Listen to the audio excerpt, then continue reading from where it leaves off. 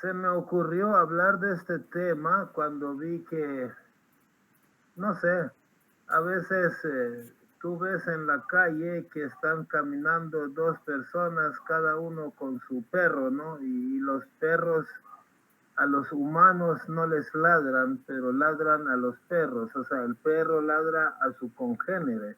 O sea, al que se parece más a él, le ladra. Entonces a mí se me ocurrió, ¿no?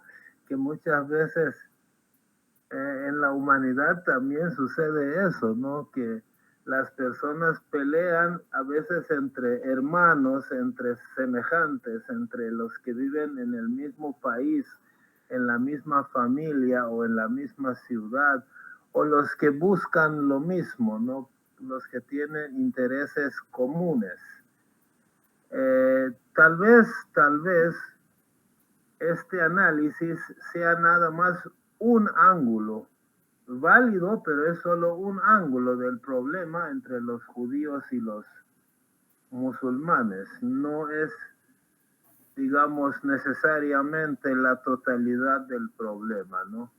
Antes voy a poner, mientras sigo hablando, la información de contacto para los amigos que tal vez ven el video en YouTube y quisieran contactar a la comunidad Bahá'í aquí en El Salvador. Ahí está el número de teléfono, la dirección y la página web.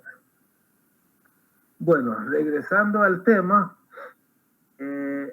no sé, se acordarán, ¿no? Hace unas semanas estuvimos hablando de Apocalipsis 11, que define a Mahoma y a Ali como dos testigos vestidos de saco. ¿Se acuerdan de eso, no? Que Apocalipsis define a Ali y a Muhammad como a Mahoma como dos testigos vestidos de saco. En la fe Bahá'í, Abdul Bahá interpreta vestido de saco como que la fe musulmana que fue desarrollada por Mahoma y por Ali es una fe vestida de saco, con vestimenta vieja, es decir, que se parece a la ley vieja de Moisés. O sea, vestido de saco se refería a eso, ¿no? Al parecido que hay entre la fe de Mahoma y la fe de Moisés. Entonces yo dije, vamos a buscar algunos de esos parecidos, algunas de estas similitudes que hay entre la fe judía y la fe musulmana. Voy a enumerar algunos, ¿no? Primero, ambas religiones, ambas tradiciones son monoteístas. O sea, ambos creen más o menos de la misma forma en un Dios, ¿no? Los árabes dicen que es Alá, pero Alá realmente no es un Dios aparte, ¿no? Es simplemente cómo se dice Dios en árabe. Si ustedes buscaran, si pudieran leer en árabe y buscan la Biblia traducida al árabe, van a encontrar la palabra Alá muchas veces en la Biblia, ¿no? Es decir, es una traducción de Dios en árabe, en el idioma árabe. Pero como a la gente le gusta, ¿no? Decir el Dios de nosotros es fulano y cuál es el Dios de ustedes, les gusta poner nombre propio a Dios, entonces le ponen, dicen que el Dios de los musulmanes es Alá. Alá más o menos viene de la misma raíz que Elohim en el hebreo, ¿no? Porque el hebreo y el árabe son idiomas muy parecidos. Incluso en arameo Dios se dice de la misma manera, Alá, ¿no? Entonces muy probablemente Jesús también cuando quiso decir Dios dijo eso, ¿no? Es muy probable, ¿no? Yo no estoy 100% seguro de eso, pero es muy probable. Entonces, el monoteísmo es un punto común entre ellos, ¿no? Un parecido bastante común. No solamente, yo sé que el cristianismo también es monoteísta, pero la forma en que los cristianos creen en Dios y su mensajero es diferente a los judíos. Entre los judíos y los musulmanes se parece mucho más la forma en que ellos creen en Dios y en el mensajero. Punto número 2. Ambas religiones surgieron en un momento muy malo de su entorno, ¿no? Un momento salvaje. Entonces tuvieron que poner un énfasis extra en la moral y la ética. Entonces ambas religiones son muy severas en cuanto a la ley de la moral y la ética. Este es otro parecido, ¿no? En tercer lugar, permítanme.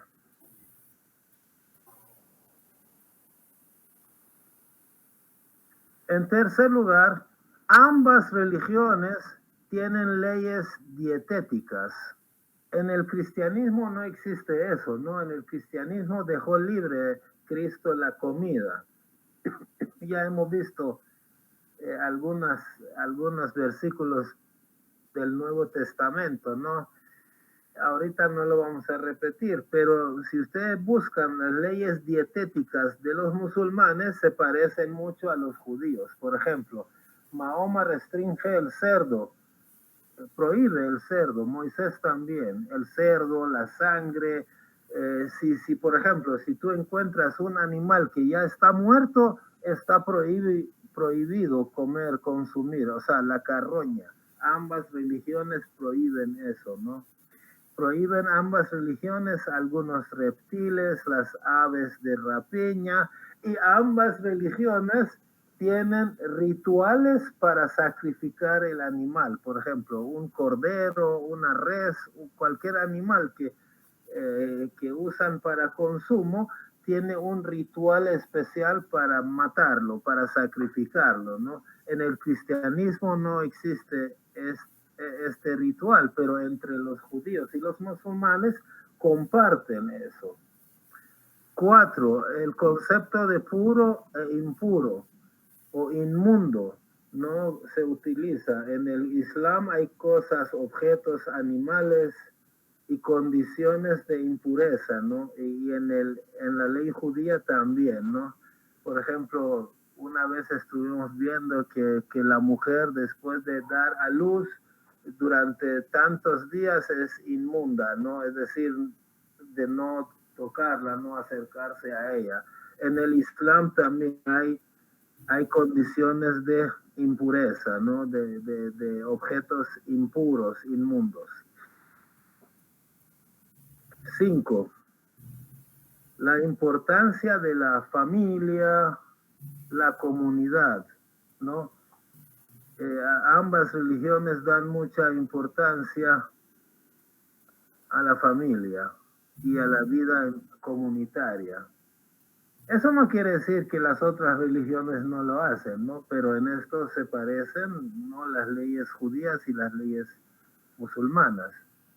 Por ejemplo, regula el matrimonio, ambos regulan el matrimonio, regulan el divorcio, la herencia, la caridad, ¿no? La caridad para los pobres, etc.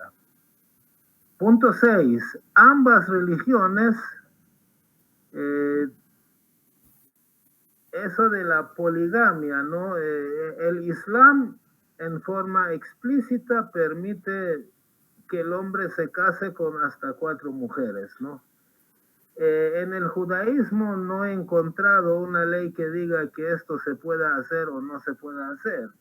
En el cristianismo tampoco he encontrado algo que diga que esto no se puede hacer. Es más que todo lo que la gente entiende, ¿no?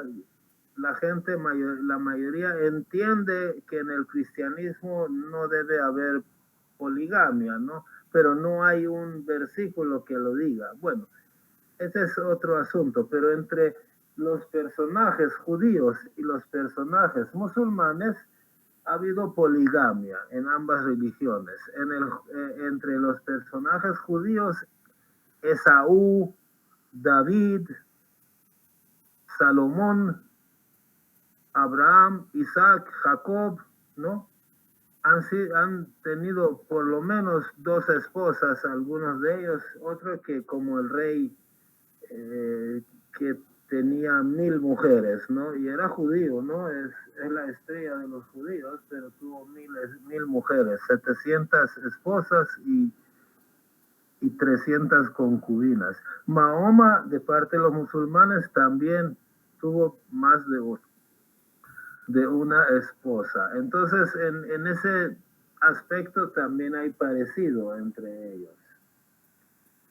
7. Ambas religiones tienen oraciones y rituales para orar, ¿no? Ambas religiones tienen oraciones obligatorias y rituales para llevar a cabo esas oraciones. ¿Alguien desea decir algo?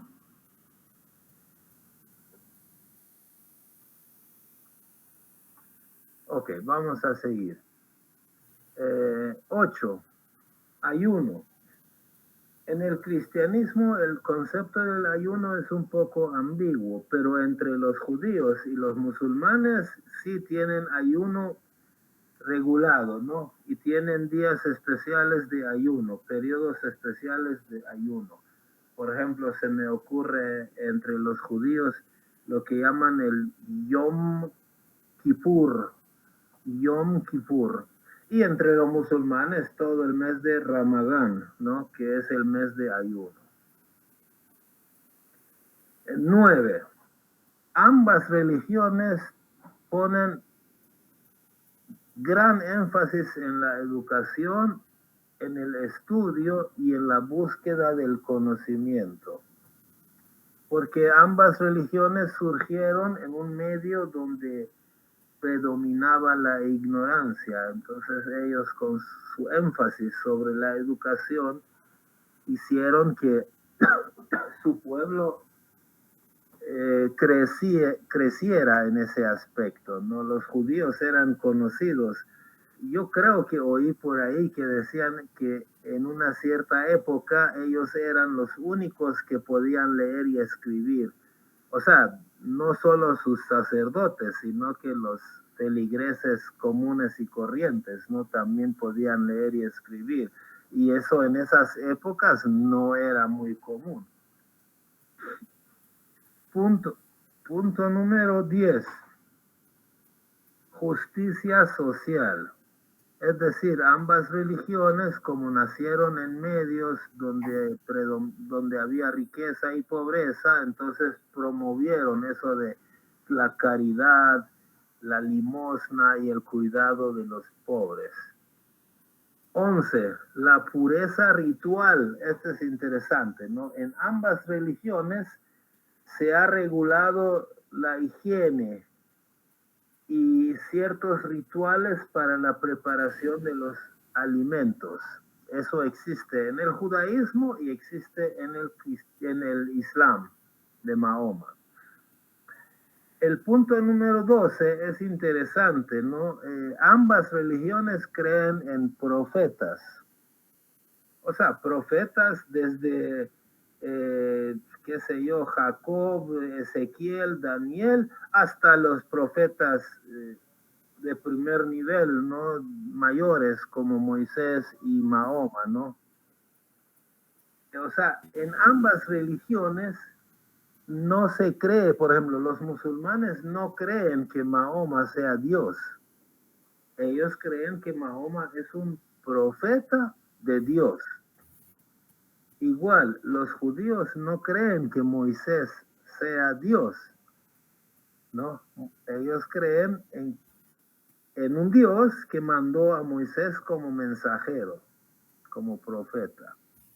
Ese es importante porque en el cristianismo, con el concepto de la Trinidad y lo de 3 en 1, y han convertido a Cristo propiamente a él en un Dios, ¿no? En el judaísmo no es así, en los musulmanes tampoco.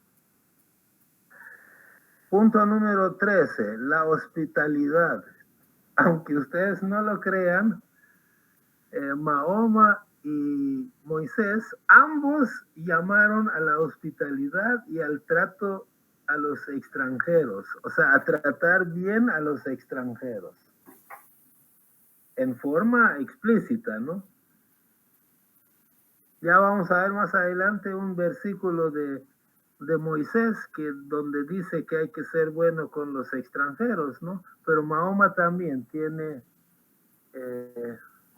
instrucciones sobre el trato a los que no son musulmanes, ¿no? Y ustedes sabrán que donde estuvieron los musulmanes en España, en todo el mundo, en Israel, no destruyeron las iglesias, ¿no? No destruyeron sinagogas. Por ejemplo, Nabucodonosor, otras cosas, cuando fueron a atacar a Israel, les destruyeron sus templos, ¿no?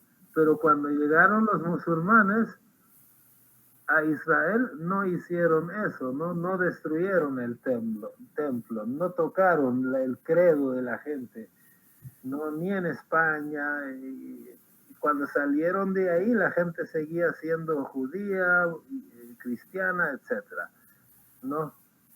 Entonces, tanto los judíos como los musulmanes tenían leyes de hospitalidad y el buen trato hacia los extranjeros. Obviamente ahorita ya no lo están haciendo, yo estoy hablando del pasado. Punto número 14, ya vamos a ir terminando. El derecho sobre Israel. Eso sí, todas las religiones creen que Israel es de ellos. No sé, no he hecho un estudio sobre este tema, pero sí he oído que al menos los judíos, los musulmanes, los cristianos, ¿no? Creen que tienen derecho sobre ciertos lugares ahí en Israel. Y tanto los musulmanes como los judíos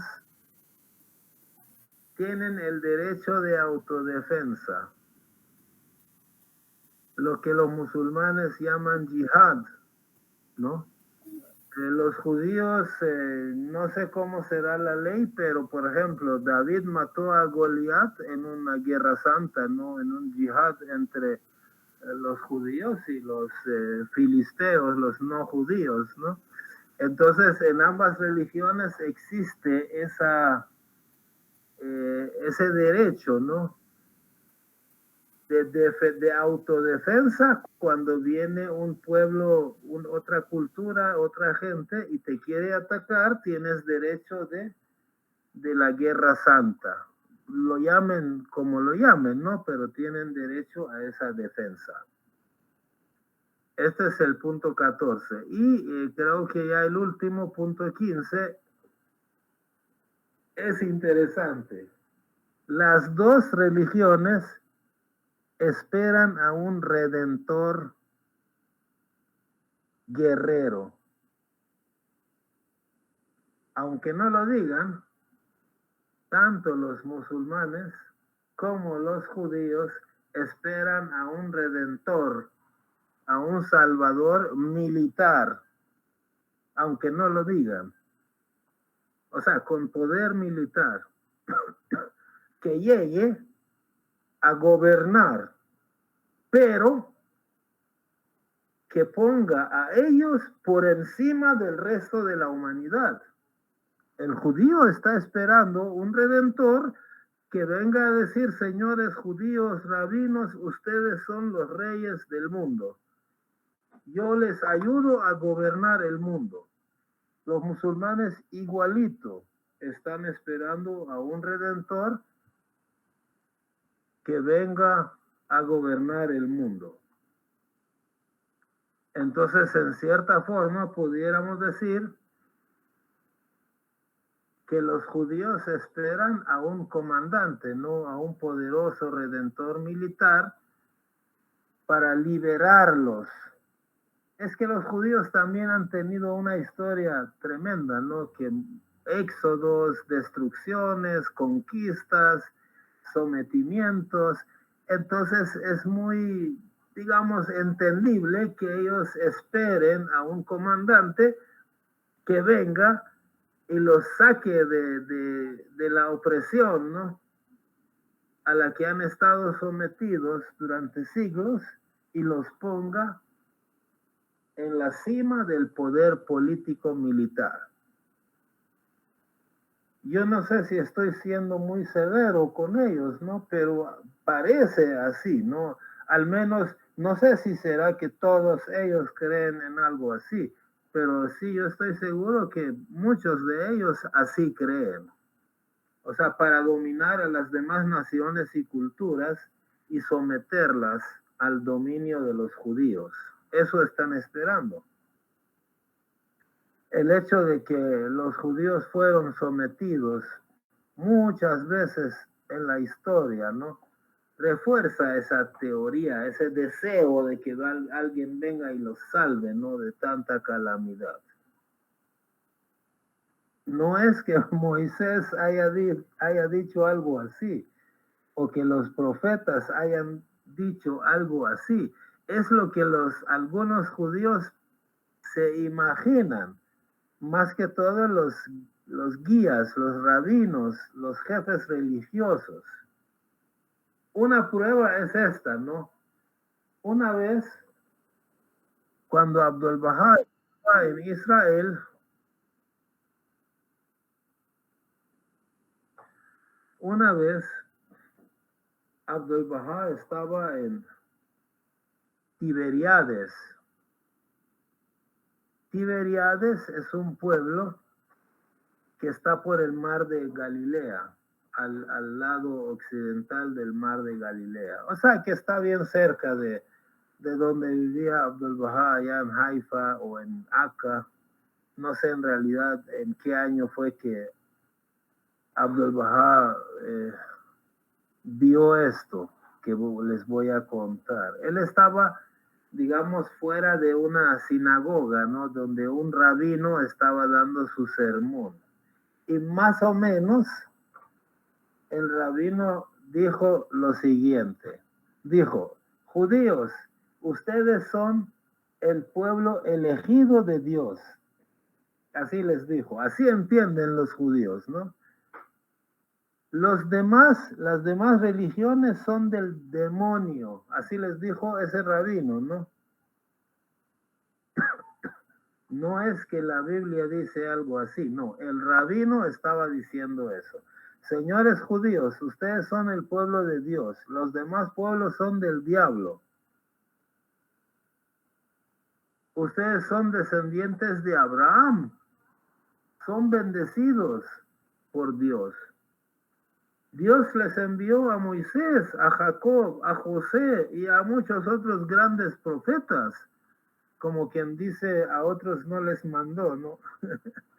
Todos los profetas son de la raza de ustedes, son de su raza.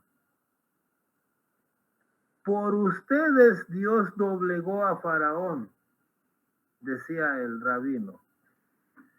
Abrió el mar rojo por ustedes, judíos. Envió maná del cielo como sustento. ¿Para quién? Para ustedes. Extrajo agua de la roca. Cuando no tenían agua para tomar, extrajo agua de la roca. Creo que eso fue durante el éxodo, ¿no?, que iban de Egipto a Tierra Santa. El rabino sigue diciendo: ustedes son sin duda el pueblo escogido de Dios. Están por encima de todas las razas de la tierra. Dios aborrece a las demás razas. Las demás razas están condenadas por Dios. Dios mío, pobrecitos las demás razas, ¿no? Les dijo: gobernarán y subyugarán al mundo, y todos serán sus esclavos.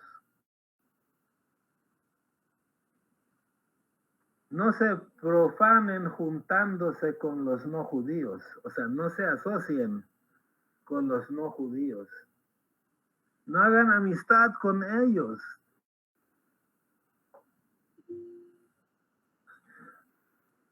Eso es lo que estaba diciendo el rabino y lo testificó Abdul Bahá, ¿no? El rabino estaba hablando a un grupo de judíos y Abdul Bahá ahí oyendo de lejos, ¿no? Ahora, después Abdul Bahá dice,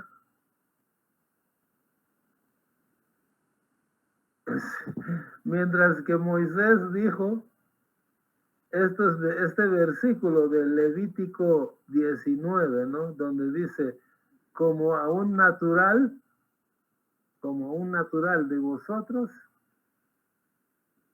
tendréis al extranjero que more entre vosotros,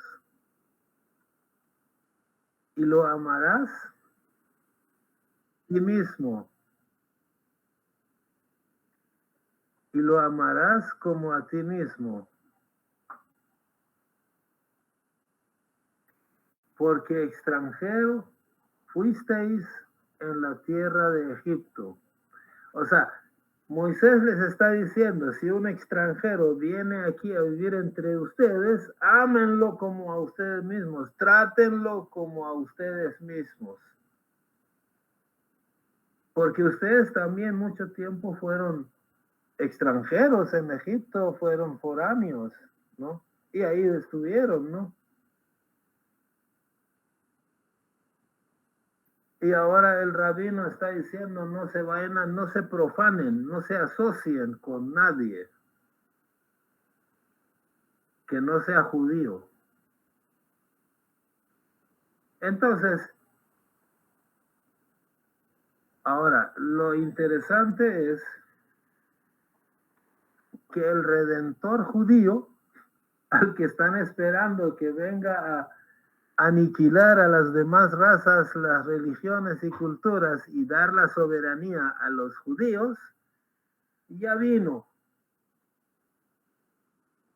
y cumplió espiritualmente todas las profecías de ellos. Jesús vino. ¿Y qué pasó? Lo pasaron de largo, ¿no?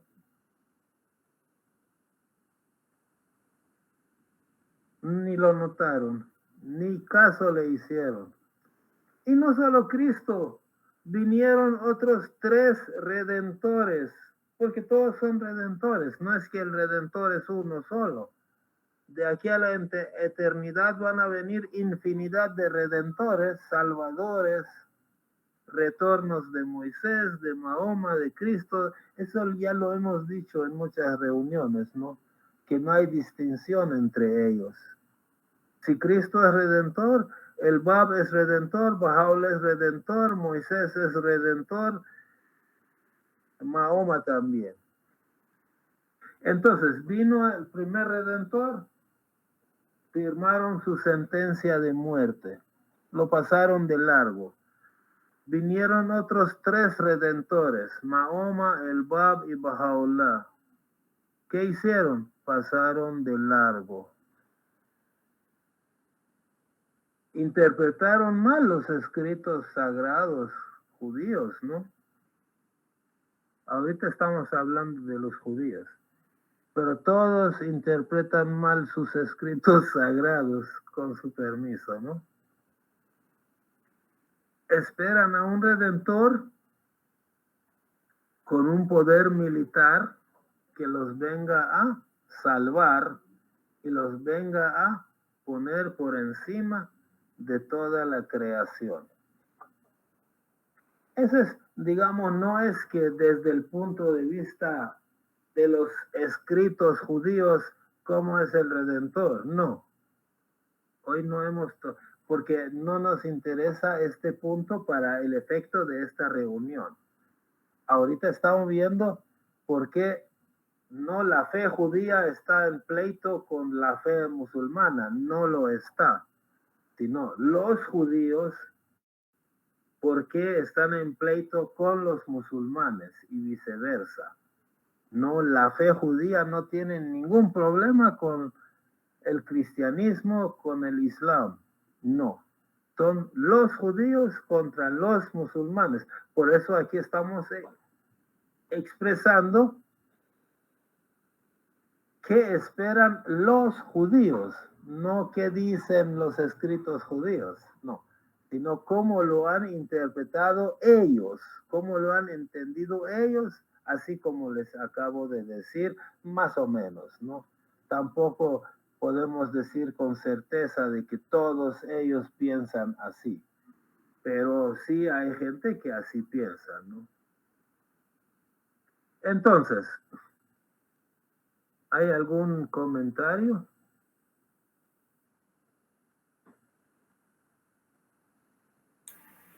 Kurosh, Hugo. tengo una consulta para ti. La discriminación de la mujer solo es en la religión musulmana o también en el judaísmo.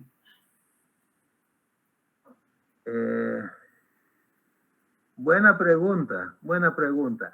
Voy a tratar de ser breve, ¿no? Pero en la fe judía, por ejemplo, una vez citamos que en el Antiguo Testamento aparece que cuando la mujer da a luz a un varón, durante 7 días esa mujer es impura, es inmunda, o sea, no hay que tocarla, no hay que acercarse a ella. Pero si da a luz a una niña, el doble de tiempo la mujer está impura, está inmunda. Entonces, si alguien no entiende la razón de estas leyes de Moisés, creerá que es discriminación, pero no lo es. Es una cuestión médica. Seguramente que algún médico pudiera explicar por qué la mujer después de dar a luz hay que tener cuidado. Y no hoy, sino que porque hace 3000 años tenían que tener cuidado, porque es una ley para hace 3000 años. En el cristianismo también, San Pablo dijo que no es decoroso que la mujer hable en la congregación. Si la mujer tiene preguntas, tiene dudas, que se lo pregunte a su marido en la casa, pero no es decoroso que la mujer hable. No sé. Tampoco lo interpreto yo como discriminación, sino que es una cuestión social que seguramente que en ese momento no era decoroso que la mujer hablara. Y en el Islam nunca ha habido discriminación contra la mujer. Lo que pasa es que cuando aparece Mahoma, había mucho más mujeres que hombres. ¿Por qué? Porque los hombres se morían en guerras. Y como la mujer no podía valerse por sí sola, la mujer no se podía valer por sí sola, no podía trabajar. Entonces, la única manera para que la mujer pudiera sobrevivir era que se casara, y como había mucho más mujeres que hombres, entonces, ¿qué iba a hacer? Mahoma permitió que un hombre pudiera amparar a más de una mujer. Punto.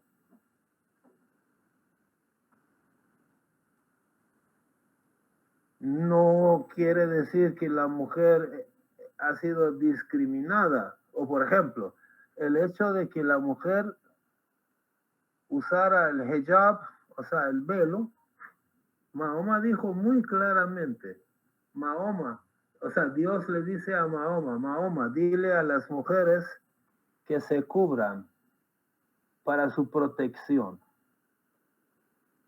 O sea, está diciendo a la mujer que se cubra sus escotes, su cabello, por protegerse. Porque en ese tiempo, si una mujer saliera a la calle como salen hoy, seguramente la raptaban y la violaban. Seguramente. Entonces, para la protección de las mujeres musulmanas, les dijo, pónganse velo, ¿no? Para no estar expuestas. Bueno, así brevemente, ¿no? Yo no creo que ningún mensajero de Dios, imposible que haya discriminado a la mujer, ni a nadie. Kurosh, ¿puedo opinar? Adelante, Moniré. Bueno, como Abdul Baha explicó, en aquel tiempo, época de Mahoma, como los árabes eran barbarie, y aparte hacían guerra tribu con tribu. Cuando perdía un tribu y otra tribu, agarraba toda esa familia, hacía lo que quería. Y también se vestían muy poca ropa en ese tiempo. Y por eso, como la protección, usted dijo, perdón, hay ruido. Como dijo usted, por la protección, él dijo que, por ejemplo, la mujer se vistiera bien, que se protegería bien también. No es que la mujer siempre ha sido esclava de los hombres, lamentablemente. No es que la mujer no podían, no dejaban, como Abdul Baha dice, no dejaban estudiar, no dejaban aprender, no dejaban, no estaban autoestima, sino subestimaban, hasta comparaban como animales, aún lo hacen entre ellos. Y por eso, por ejemplo, por la protección, Mahoma dijo eso. También Jesucristo sabemos que sacó el divorcio también por la protección de la mujer. Ellos sabían, no que sabían, lo que no sabían eran el pueblo ignorante. Gracias, Moni. Gracias, muy amable. Sí, bueno, en otras ocasiones hemos hablado específicamente de este tema y más documentado. No sé si Glorita. Sí. Adelante, Glorita. Buenas noches, yo tengo una pregunta. ¿En qué parte de la Biblia mencionan que el Mesías va a venir con poder militar? Así como lo que acabamos de estudiar, que en Levítico 19:34 dice que debemos de tratar, ¿verdad?, al extranjero como a uno de nosotros mismos. Entonces, ¿a dónde puedo yo encontrar que para los judíos va a venir el Mesías con poder militar? No, Glorita, yo no dije eso. Yo dije, fui claro al decir que no aparece en la Biblia lo que yo estoy diciendo. Es lo que el judío ha entendido. Entonces habría que preguntarle a ellos dónde dice.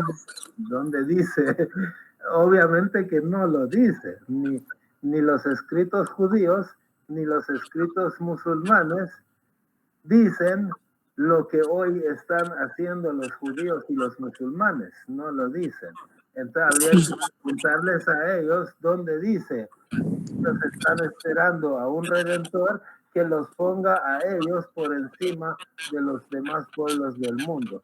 Lo que acabo de comentar, que fue una experiencia de Abdul Baha, no es que Abdul Baha lo está diciendo, no. Abdul Baha está narrando lo que un rabino dijo a los judíos, ¿no? Sí, yo le comprendí eso, pero esa era mi pregunta, que ese rabino, ¿de dónde toma él, verdad, esa información? No, o sea, pudiéramos dedicar alguna reunión a eso, ¿no? Porque cuando usted lee los escritos sagrados, toditos son de doble sentido, no solo doble, triple, cuádruple, tienen un montón de sentidos, ¿no? Entonces, por ejemplo, Jesús dicen que va a venir acompañado de ángeles y en toda su gloria.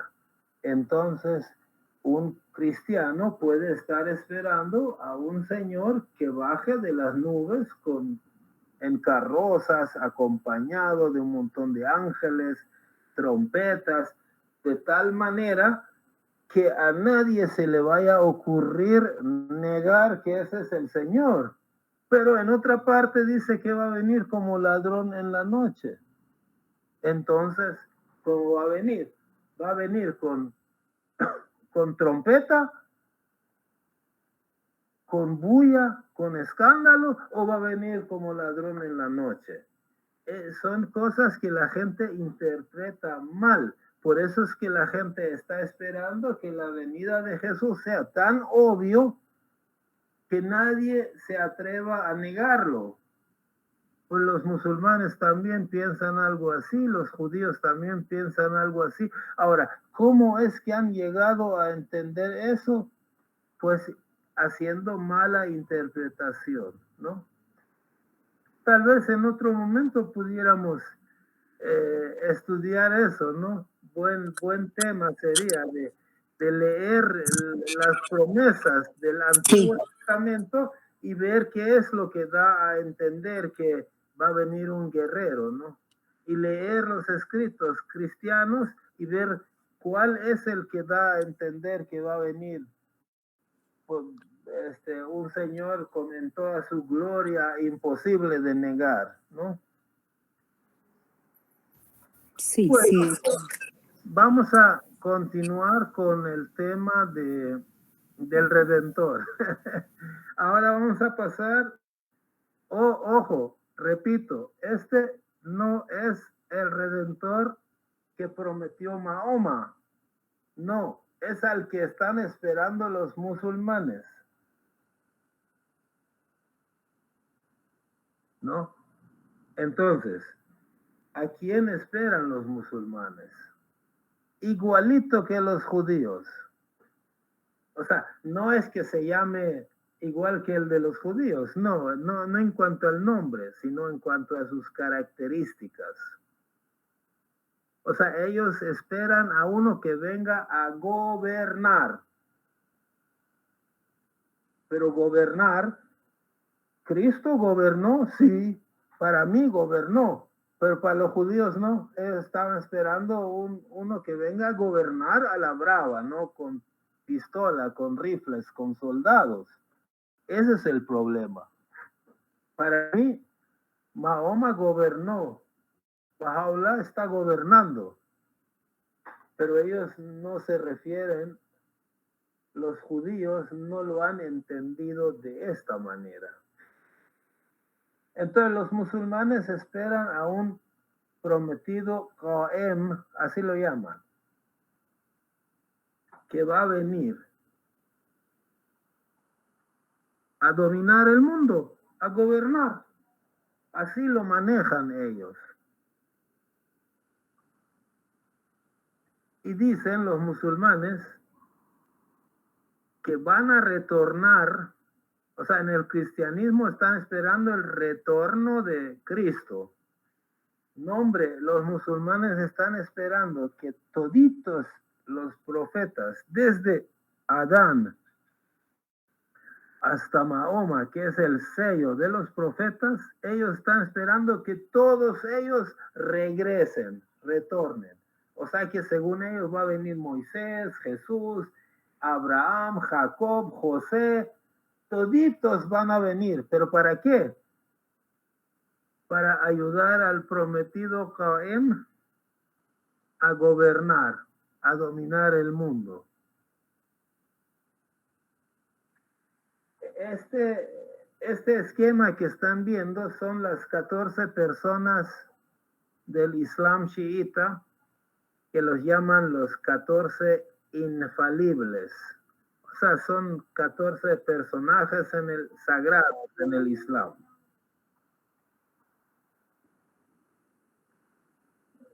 ¿Correcto?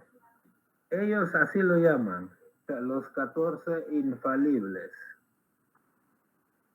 Islam chiita, no Islam sunita, chiita.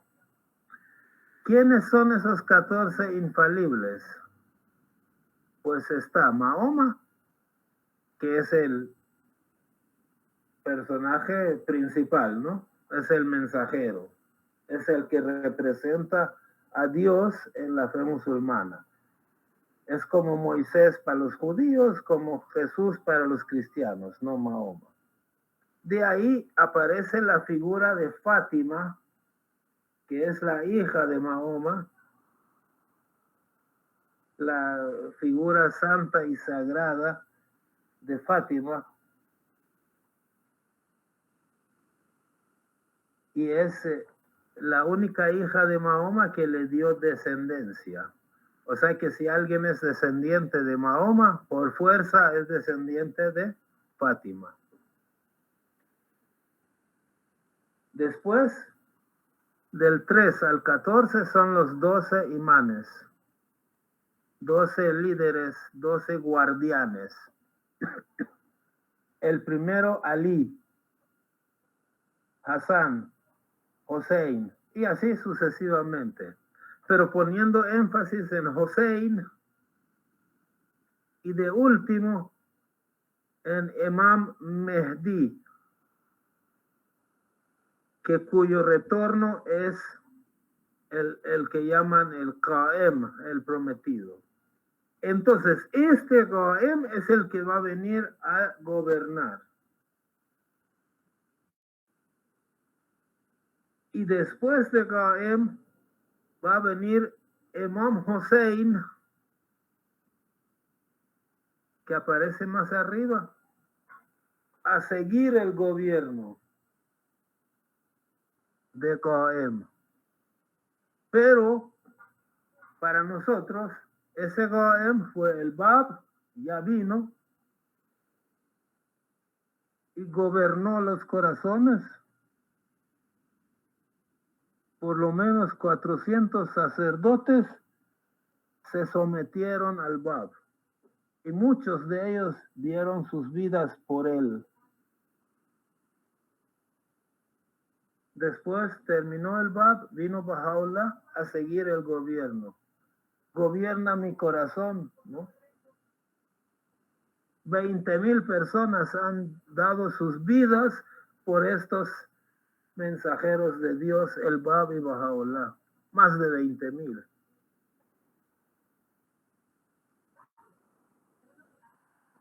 Voluntariamente, pudiendo evitarlo.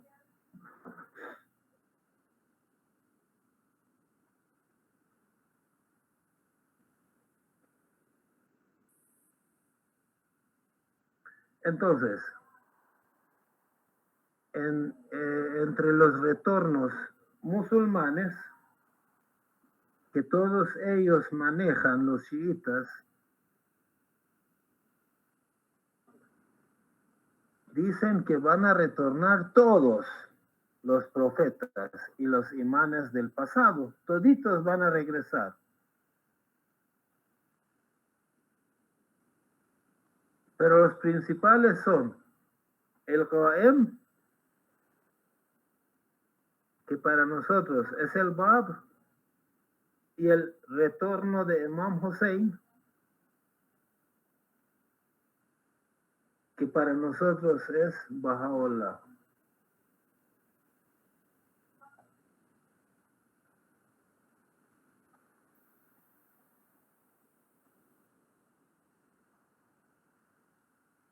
Ahora, los musulmanes también tienen algunos hadís. Hadís son tradiciones, o sea, son palabras atribuidas a Mahoma y a los imanes que no están en el Corán, sino que alguien apuntó aparte. Los llaman tradiciones en español y en árabe hadís. Según estas tradiciones, Imam Ali, que es el guardián, en lugar de retornar una vez, iba a retornar 2 veces.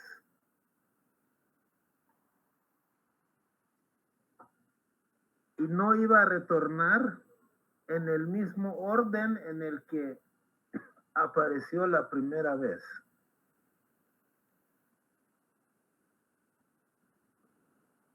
¿Qué quiere decir esto? Pues ahí está, ¿no? Baha'u'llah se llamaba Hossein Ali. El Bab era Ali Muhammad. O sea que Ali retornó espiritualmente en Baha'u'llah y en el Bab. 2 veces, ¿no? Tal como los musulmanes dicen, solo que para ellos no es así, ¿no? Para comenzar va a venir con espada y no es así, no, sino que va a venir en persona. Así como los judíos esperaban que, por ejemplo, Elías viniera antes de Cristo y que viniera en persona. No vino en persona, vino Juan el Bautista, ¿no? Por eso lo sometieron a calamidades, pero ellos esperaban que viniera en persona. El cristiano está esperando que venga Jesús en persona, con gloria, o sea, su carne y hueso regrese. Nunca va a suceder algo así. Entonces, los musulmanes, al igual que los judíos, están esperando un prometido, o no uno, sino todo el arsenal de profetas van a venir para ayudar al Qaem a dominar el mundo.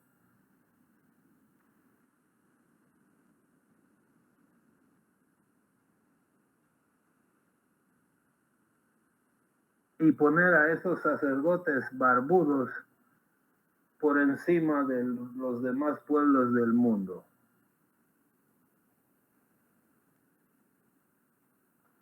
Pues que sigan esperando, ¿no? No, nunca ha venido alguien así. Nunca va a venir alguien así. Nunca alguien retornó en carne y hueso. Nunca alguien vino de las nubes en todo. Adelante. Sí, yo en algunos estudios que he tenido, lo que han explicado es que es el espíritu del Mesías que viene, no es físicamente en cuerpo y mente, sino que a nivel de espíritu. Eso es lo que me han explicado, ¿verdad? A veces en los estudios. Muy bien, así es, así es. Y los que creen así, pues están en lo cierto, porque nunca se va a levantar de la tumba un mensajero. ¿Para qué? O sea, si Dios fabrica profetas, puede fabricar otro billón de profetas. ¿Por qué tiene que regresar el mismo que ya murió, no? O sea, no tiene sentido. Es otra persona, pero viene a hacer lo mismo. Entonces, eso se puede interpretar como un retorno. Lesky. Sí, ¿me escuchas bien? Sí, adelante.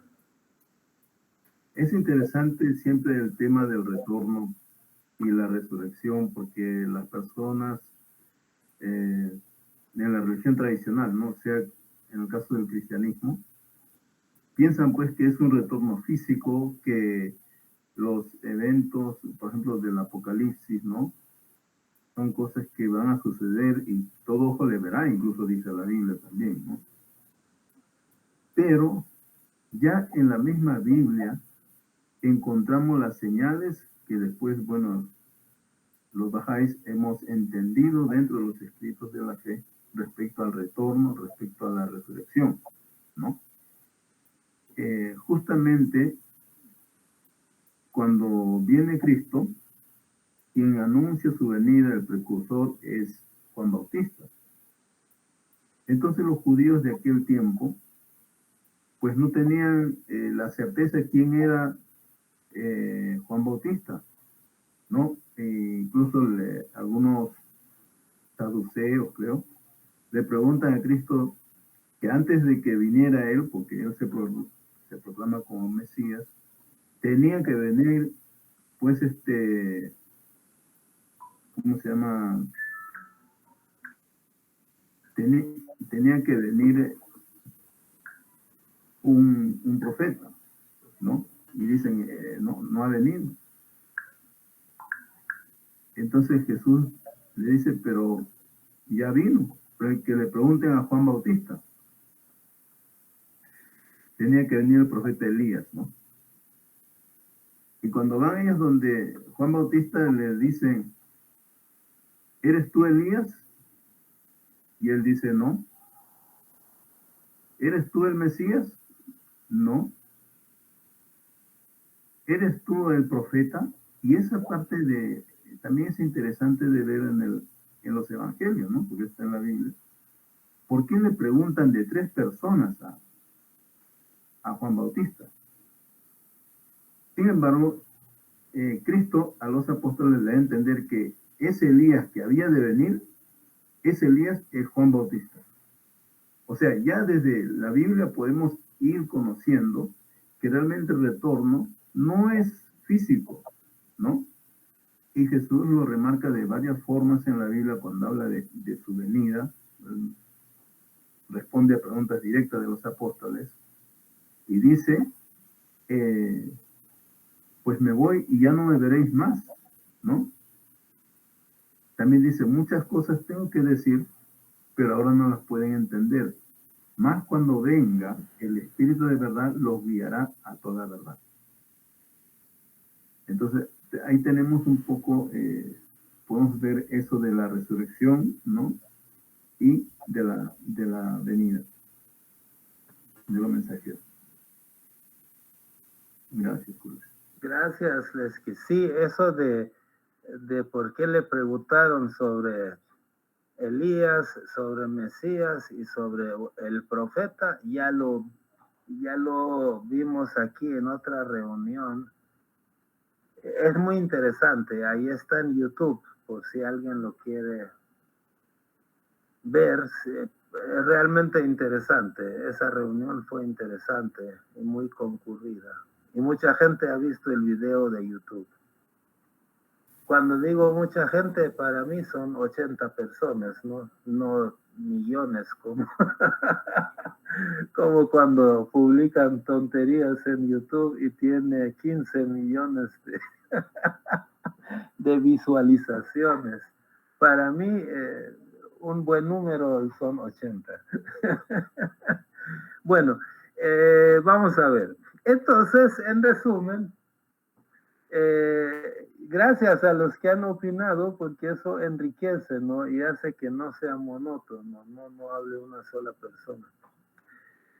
Entonces, en resumen, los judíos y los musulmanes están esperando un redentor, que no se llama igual, pero están esperando a alguien que venga a ayudarles, a salvarles, ¿no?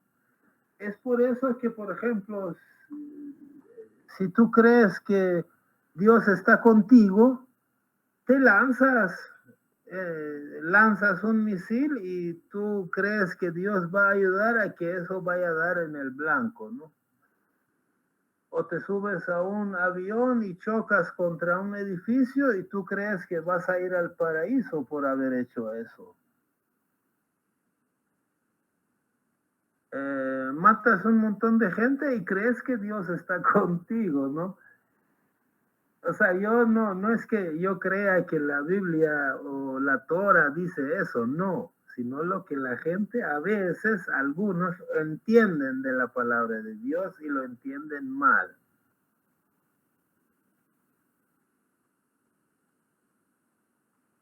¿No? Es cuestión de territorio, ¿no? Que cada uno quiere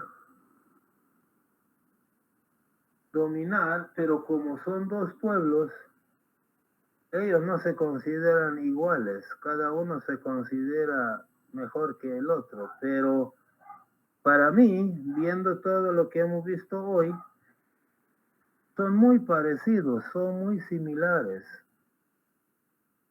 son iguales en muchos aspectos.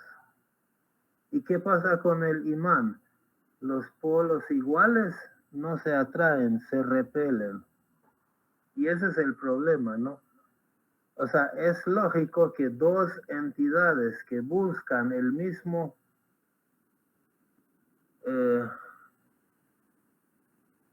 dominio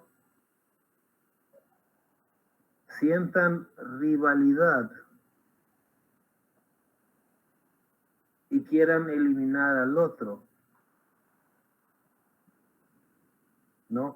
Y si cada uno cree que Dios está con él, entonces adquiere mayor valentía, ¿no?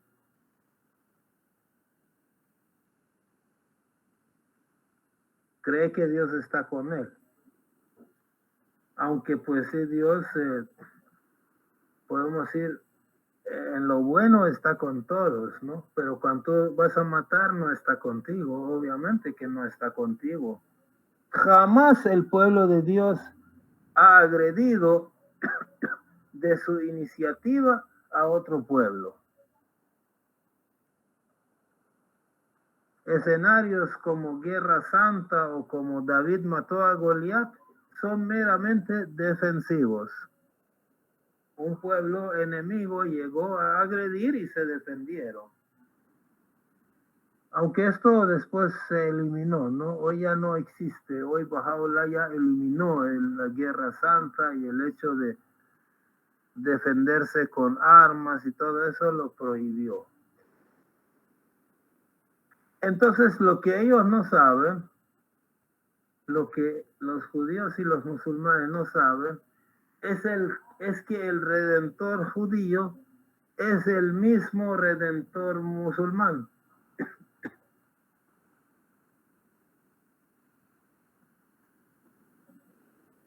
Es decir, tal vez uno diga, no, el redentor de los judíos es Cristo. Sí, es redentor, pero también Mahoma es redentor, también el Bab es redentor, también Baha'u'lláh es redentor. Y ahorita, si tú estás esperando a un redentor, ahí está Baha'u'lláh, es el redentor actual. Y ese redentor es el redentor de los dos, no es redentor judío o musulmán, ¿correcto? Ellos no lo imaginan, ¿no? No imaginan que llegará el día en que musulmanes, ex musulmanes y ex judíos estén sentados juntos, amándose, casándose entre sí, siendo la nueva raza de hombres, ¿no? Es para lo que ha venido Baha'u'lláh, pero ellos no se lo imaginan. Alguien levantó la mano. No sé si Lesky quería volver. Adelante. Respecto, como la charla no se trata también del pueblo escogido de Dios, es en las explicaciones de Abdul Baha, pues habla también de Abraham, ¿no es cierto? Y Abraham realmente es reconocido como el padre de los creyentes, porque es la primera persona reconocida en la Biblia como el que reconoció a ese Dios en el cual todos ahora creemos, ¿no? Que es un Dios invisible, que es un Dios que se manifiesta a través de nuestras cualidades, ¿no? Y por esa razón Dios también bendice a él, bendice a su descendencia y le dice, por ti serán benditas todas las familias de la tierra, ¿no? De su descendencia han surgido las manifestaciones de Dios y la religión de Moisés, que viene a ser los judíos, que es reconocido también como el pueblo escogido de acuerdo a la Biblia, hay algo singular con ellos. Es algo singular porque muchos países, en el caso de nosotros de América, hemos sido conquistados, por ejemplo, por otras culturas europeas, como por ejemplo España, ¿no? Hemos estado cautivos en nuestra propia tierra por 300 años, ¿no? Y nos cambiaron la cultura, la religión, las costumbres, absolutamente todo. Y nos mimetizamos, ¿no? Con los conquistadores, digamos. Para bien, para mal, bueno, así estamos ahora. El pueblo judío no solamente fue conquistado en su tierra, fue sacado de su tierra, llevado a otro sitio, esclavos, una serie de situaciones con ese pueblo, y ese pueblo se mantiene intacto como siempre. O sea, hay algo especial que uno tiene que reconocer en la raza, digamos, es mi parecer. No, esta es mi forma de interpretarlo, de entenderlo. ¿No? Hay algo especial en este pueblo como para que nos llame la atención, ¿no? Y sin embargo, ellos se mantienen como una cultura, como una identidad, digamos, ¿no? Otra cosa, nosotros hemos sido, bueno, somos cristianos porque los bajáis nunca dejamos de ser cristianos, ahora al contrario comprendemos mejor, ¿no? ¿Qué es Jesucristo? ¿Cuál es su obra? Comprendemos de otras manifestaciones de Dios en el mundo, etc. Sin embargo, dentro de la cristiandad, que hay en este momento unos 2.400 millones de cristianos en el mundo, en sus diferentes denominaciones, pues el cristianismo se ha multiplicado y se ha diversificado, como que le han salido muchísimas ramas, miles de ramas de interpretaciones respecto de un solo libro y de una sola persona que es Cristo. Cosa que no ha ocurrido en el judaísmo. Yo no sé, bueno, al menos yo no conozco que haya sectas, ¿no?, en las cuales el judaísmo se ha dividido. No conozco yo. Si alguien conoce, podría decirlo. Eso es otra característica como para pensar, ¿no? Para reflexionar. ¿Qué pasó acá? Y luego de estar dispersos por todo el mundo, ¿no?, los judíos han retornado al lugar tal como estaban escritos. Ahora, ellos tienen otro tipo de problema, porque como dijo Kuroshi al inicio, pues se sienten que ellos tienen que dominar a todos porque todos los demás no somos nada, ¿no? Pero no, eso no es la idea de Dios.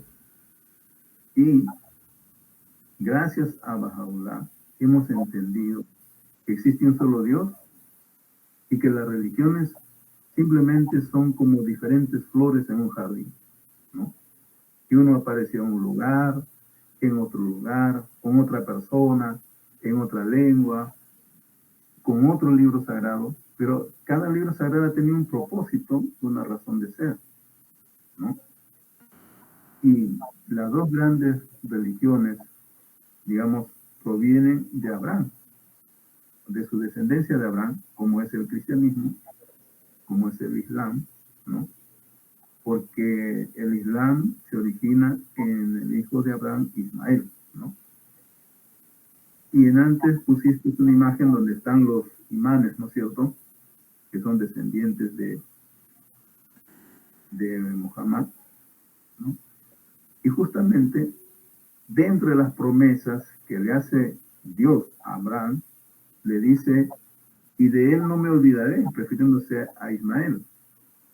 Porque cuando nace Isaac, entonces Ismael y su madre salen del hogar de Abraham y él los manda, digamos, y se van por el desierto de ahí. Entonces, ese Ismael también Dios lo bendice, ¿no? Y de él levantaré, dice, 12 príncipes y haré de ellos una gran nación. Eso fue la promesa de Dios a Abraham, que también está en la Biblia, ¿no?, respecto a la descendencia de Ismael, que viene a ser los árabes y que viene a ser el Islam, ¿no?, con el profeta Muhammad y el Corán. Ahora, estas dos grandes religiones tienen sus promesas, ¿no?, del tiempo del fin y también de ese redentor poderoso que ha de aparecer, ¿no? Y ese redentor poderoso ya apareció, ¿no?, y es Baha'u'lláh. Gracias. No sé si Daniel y después Gloria han levantado la mano. En ese orden. Daniel desde Bolivia y después Glorita. Alaba, voy a comentar brevemente lo que se ha estado leyendo y hablando. En principio recuerdo la cita de los escritos de Shoghi Effendi, donde dice que los principios esenciales de todas las religiones que son revelados son los principios espirituales, morales, y hay una segunda parte que no son esenciales, las condiciones geográficas, sociales y culturales, y estas cambian de etapa en etapa. Entonces, en ese sentido, los rabís o los sacerdotes judíos, ellos parece que aparte no han entendido de que hay diferencias esenciales en los principios espirituales y las condiciones de las leyes o normas sociales relativos a la vida cotidiana del pueblo. Y de igual manera también en los sacerdotes musulmanes.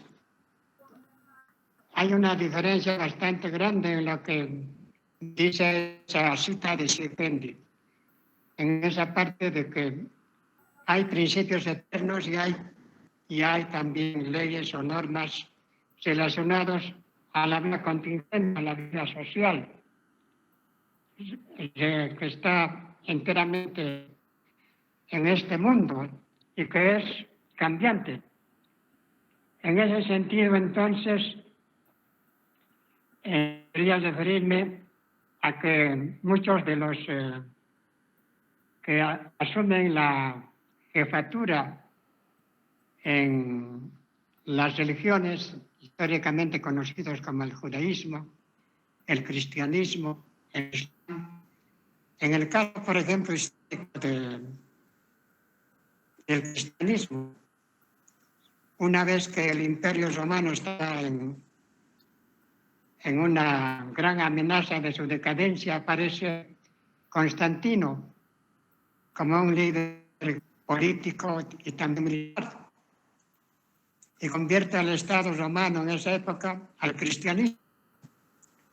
Entonces, me estoy refiriendo a que ellos han asumido una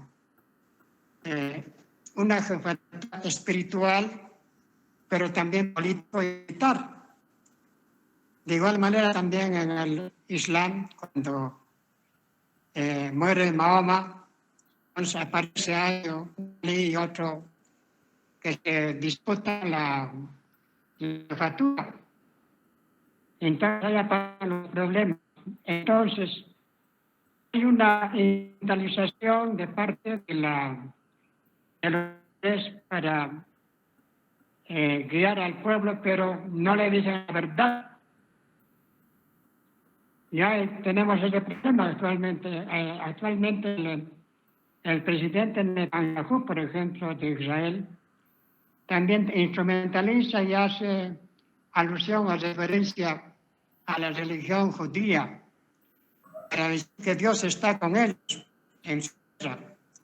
Entonces ese es el gran problema de que se instrumentaliza y no les hablan la verdad esencial, como hoy estamos conociendo en la revelación, que nos están hablando con la luz en el corazón, en la mente, las verdades esenciales por las cuales nosotros abrazamos como una fe eterna, una fe antigua, una fe presente y una fe también del futuro, los principios esenciales espirituales.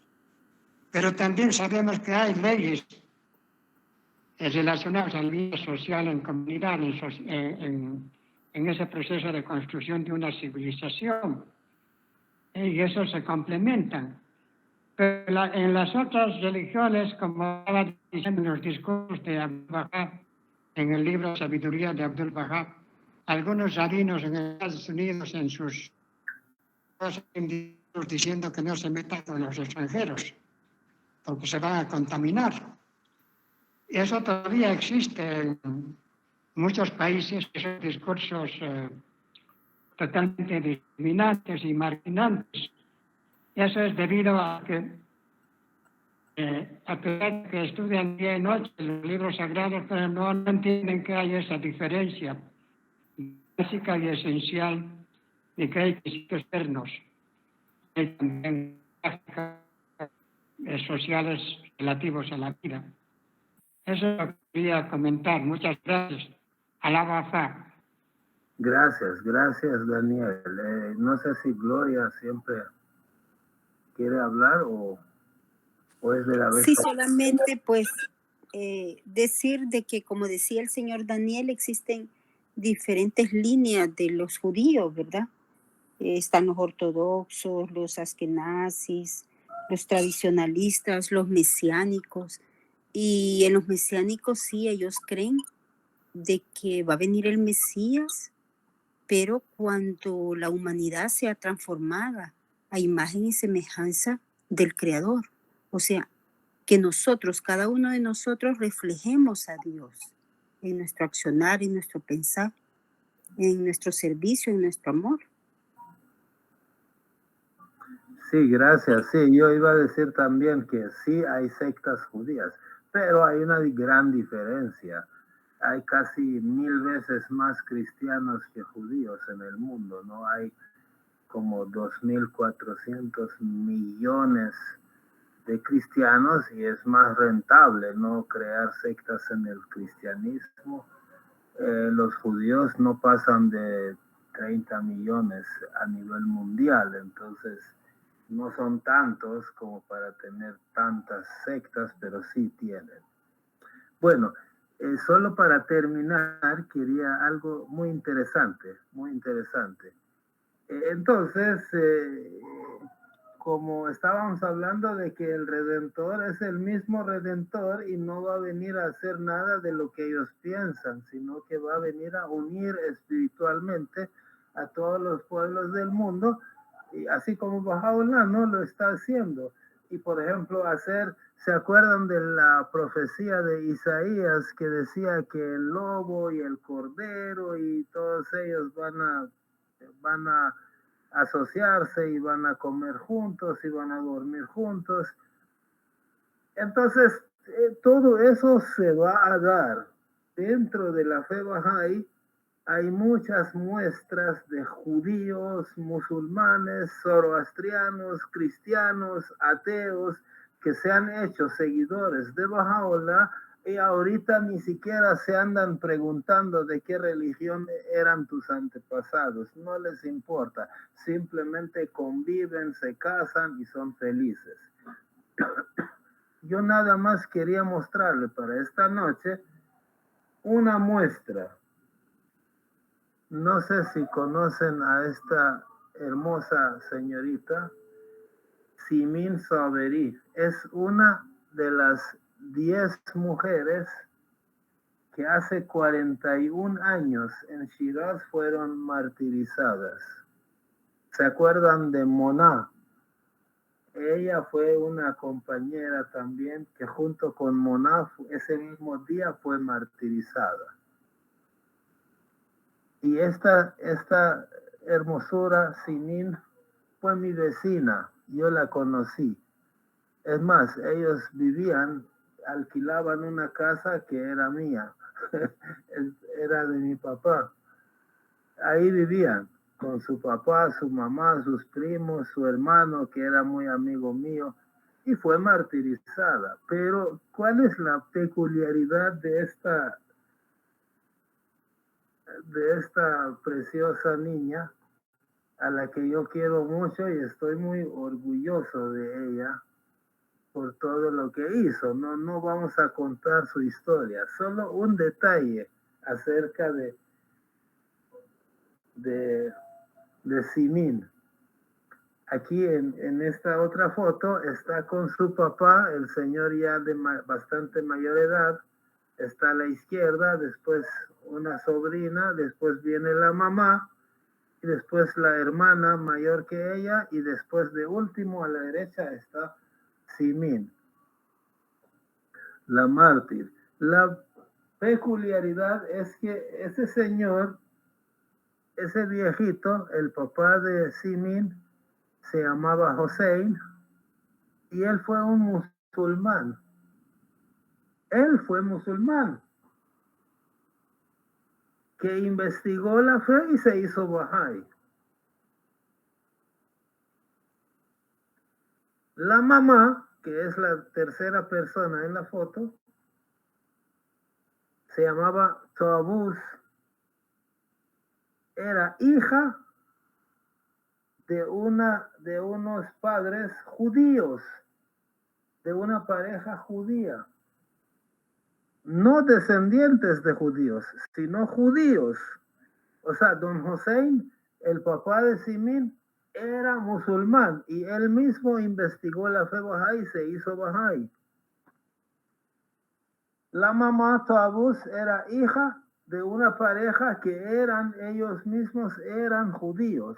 Investigaron y se hicieron Bahá'ís. Entonces el lobo y el cordero se casaron y ahí nació Simin, cuyo corazón, gobernado por Baha'u'lláh,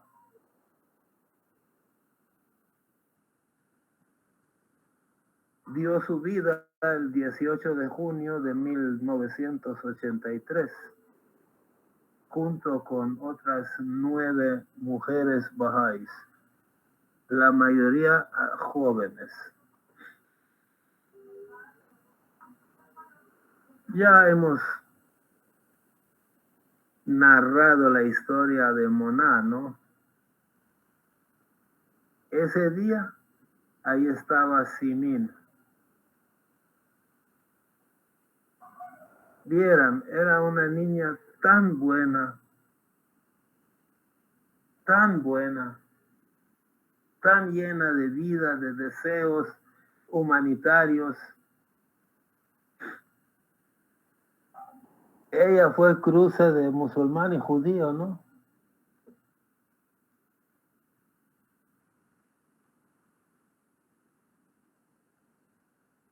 Y su papá no le puso bomba a su mamá, sino que se casaron, se quisieron y nació ella, ¿no? Y dio su vida por la fe de Baha'u'lláh.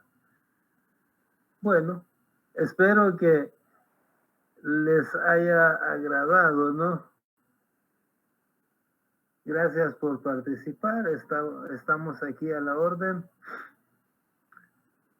Si alguien desea decir palabras finales, si no, vamos terminando. Gloria. Gracias, buenas noches. Gracias a todos. Gracias, estuvo muy interesante. Gracias, Kurosh. Muy interesante. Gracias. Gracias por Gracias su a tiempo, todos. muy amable. Gracias. Gracias. Gracias. Siempre muy interesantes los temas. Gracias y muy primeramente bonitos. Buenas nos vemos el próximo lunes. Buenas noches a todos. Gracias. Buenas noches. Buenas noches a Buenas noches. todos. Excelente tema. Excelente tema.